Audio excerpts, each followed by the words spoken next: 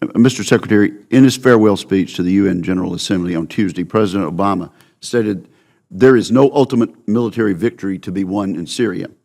As a member of this committee for many years, I find this assertion to be astounding. Our chairman and I, along with other members of this committee, have made repeated admonitions over the years that decisive action needs to be taken against President Assad. In August 2012, the President delivered his now infamous red line statement, in which he said, "We have been very clear to the Assad regime that a red line for us is we start seeing a whole bunch of chemical weapons moving around or being utilized. That would change my calculus. That would change my equation." Now, Mr. Secretary, a year later, disregarding the counsel of your predecessor, Secretary Hagel, the President canceled airstrikes against Assad, who had unleashed sarin gas on his own people outside of Damascus and continued his gruesome use of barrel bombs on civilians. This dramatic demonstration of weakness by the President left a vacuum in the region that was quickly seized by President Putin. We are now faced with an enduring quagmire. Sadly, President Obama's stunning remark that there is no ultimate military victory belies the reality of the Obama foreign policy that has ignored and belittled the advice of our leaders in the Department of Defense. To add insult to injury, the President issued a memo yesterday ordering you and General Dunford to consider climate change during our military planning process. Last weekend, we dealt with multiple terrorist attacks on our shores. Last night, we heard that ISIL may have launched a chemical attack on our troops. It boggles the mind that the President would issue such an order during this critical time in our history. 400,000 civilian deaths in Syria. I wonder what the carbon footprint of these barrel bombs would have been that we could have prevented had we acted decisively.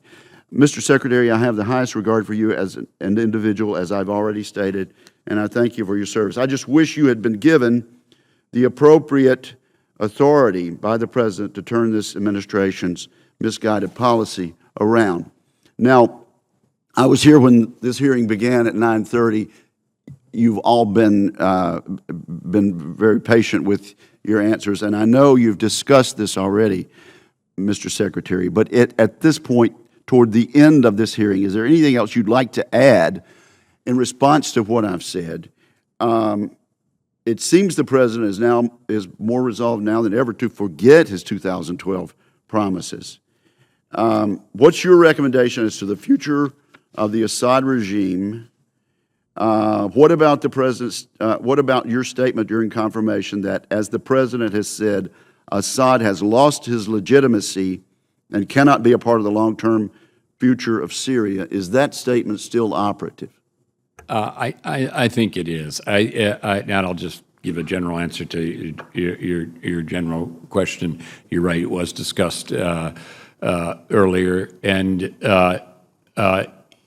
even though we are going to be, I'm confident, militarily successful against ISIL, insofar as the Syrian civil war is concerned, the violence can't end there until there's a political transition from Assad to a government that is decent and that can govern the Syrian people and put that tragically broken country back together. That doesn't look in sight now. It is what we talked earlier about. Secretary Kerry's trying to make arrangements to promote, but that's necessary for the resolution of what is, as you say, a very tragic situation. Let me see if the Chairman wants to add anything. Well, let me just ask this, if you don't mind, Secretary Carter. It would help if the barrel bombing ended. And I spoke to a Democratic colleague of mine today. I've been calling for a no-fly zone to stop the barrel bombing, and I asked this colleague of mine on the other side of the aisle if he would support that, and he said yes.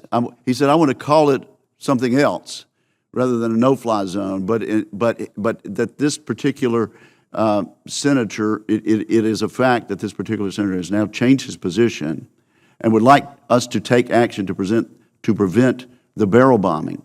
What is your position about that, and wouldn't it help if we took decisive action and ended this carnage? I don't know the specific proposal which you're discussing with your colleague.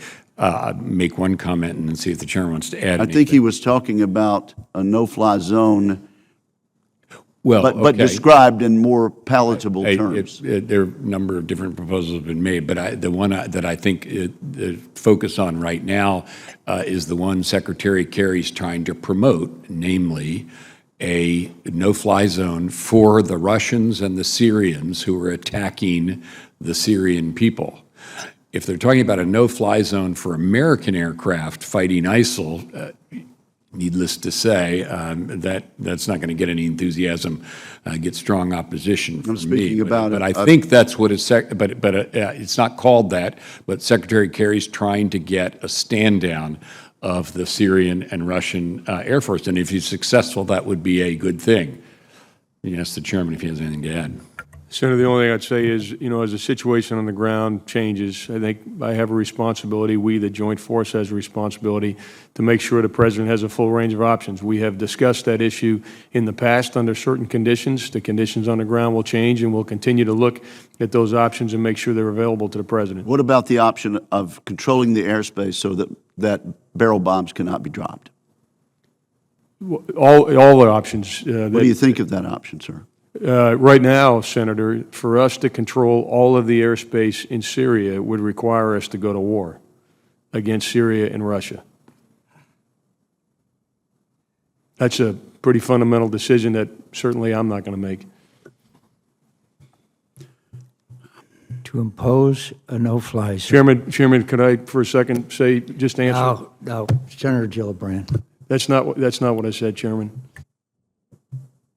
Go ahead. Well, yeah, I do think What Senator asked me was to control all of the airspace. No, what he asked was, should we have a no-fly zone so we can protect these people from being slaughtered? That's what he's talking about. I answered that first. That's what we're all talking about.